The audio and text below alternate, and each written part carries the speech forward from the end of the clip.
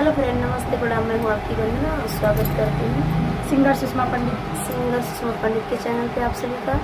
और प्लीज़ इनके चैनल को सपोर्ट करिए, आगे बढ़ाइए आप सब। हेलो दोस्तों, मैं सुषमा पंडित आप सभी को सादर प्रणाम करती हूँ।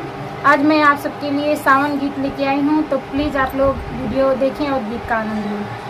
बदरा चढ़ी आइली आसमनवा, घेरे घेरे बरसे सावनवाना।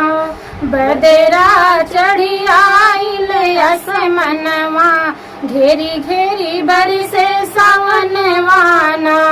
घेरी घेरी बरसे सावनवाना, बदरा चढ़ी आइली आसमनवा, घेरी घेरी बरसे सावनवाना।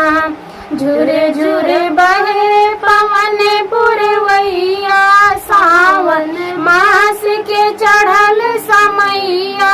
झुरे झुरे बहे पवन पुरवैया, सावन मास के चढ़ल समैया। हरियर लागेला सेवनवा, घेरे घेरे बरसे बदरियाना।